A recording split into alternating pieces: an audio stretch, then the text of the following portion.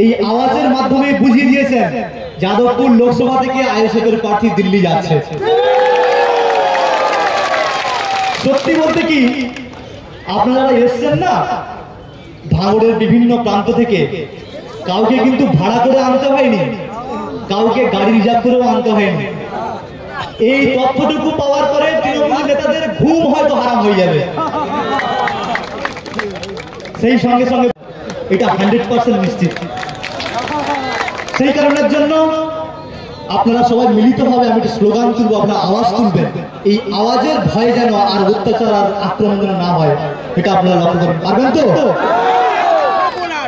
ইনকিলাব, ইনকিলাব, মূল নিবাসী, মূল নিবাসী, ভারতবর্ষ, ভারতবর্ষ, আইএসএফ, আইএসএফ। বাহ, এই যে আওয়াজ আপনারা তুলেছেন, এই আওয়াজের মাধ্যমে বুঝিয়ে দিয়েছেন যাদবপুর লোকসভা থেকে আইএসএফের প্রার্থী দিল্লি যাচ্ছে।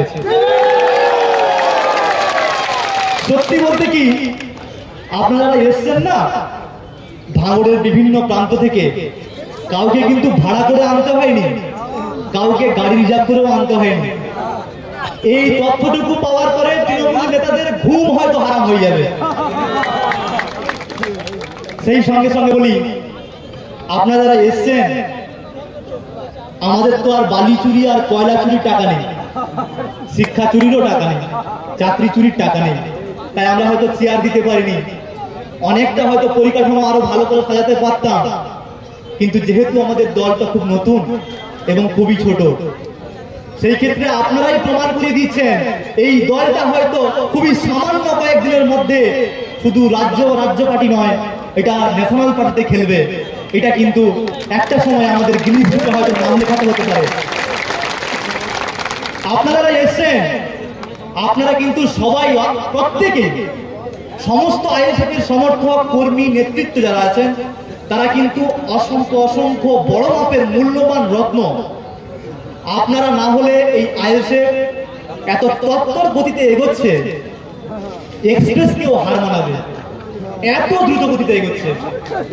ভারতবর্ষের ইতিহাসে এইরকম রেকর্ড আর কোন রাজনৈতিক দলের আপনারা দেখতে পাবেন না, যেটা আইএসএফ দেখে দিয়ে যাচ্ছে। ইতিহাসের দৃষ্টান্ত তৈরি করবে আইএসএফ। খুব কিছুদিনের মধ্যে জানতে পারবেন, হয়তো গিনিস বুকে নাম লেখানোর জন্য নওশাদ সিদ্দিকী সাহেবের কাছে হয়তো ওনারা আসছেন।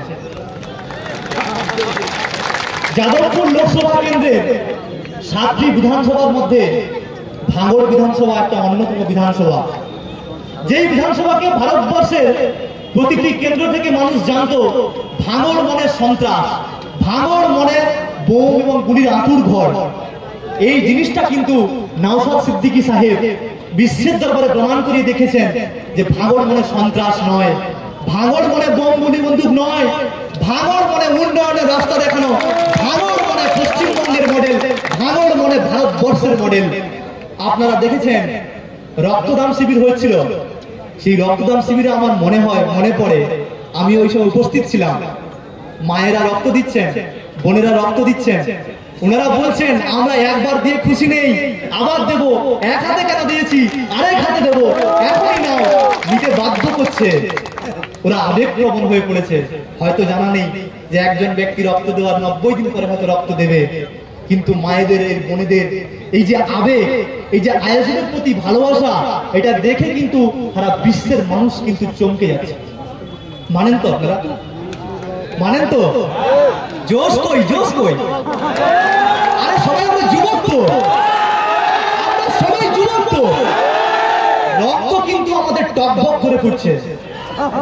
এই টকবকে রক্ত দিয়ে যদি আমরা আইএসএফ কে ভোট দিয়ে, খাম চিহ্নে ভোট দিয়ে দিল্লির পার্লামেন্টে দেখাতে না পারি, এই রক্তের কিসের মূল্য, কিসের দাম আছে? আমরা তো যুবক, যারা আছেন বয়স্ক লোকেরা আবার খারাপ ভাববেন না, তারাও যুবক, মনের দিক থেকে আমরা সবাই যুবক, তাই তো? যাই হোক, আপনারা অনেক অপেক্ষা করছেন, অনেক সময় ধরে অনেকক্ষণ দাঁড়াচ্ছেন। আপনাদের কি কোনো কষ্ট হচ্ছে? আপনারা যারা এসছেন না, আপনাদের দেখে এত প্রশান্ত লাগছে যে আজকের এই যে জনসভা, এই জনসভা কিন্তু প্রমাণ করিয়ে দিচ্ছে আইএসএফ এর যে লক্ষণ যেগুলো লাগে যেমন দিল্লির পার্লামেন্টে দেখেছি লক্ষণ লাগে, আইএসএফ জিতবে কিনা সেটাও কিন্তু একটা লক্ষণের প্রয়োজন হয়। কিন্তু আজ আইএসএফ যে আজকে যাদবপুর লোকসভা থেকে যাচ্ছে এই লক্ষণ দেখেই বোঝা যাচ্ছে। যাই হোক, বর্তমান কিন্তু আমাদের আসল প্রয়োজন যাদবপুর লোকসভার বিভিন্ন বিধানসভার বেশিরভাগ কিন্তু গ্রামীণ ক্ষেত্র থেকে বিলং করছে। যেই গ্রামীণ ক্ষেত্রে এতটাই করুণ অবস্থা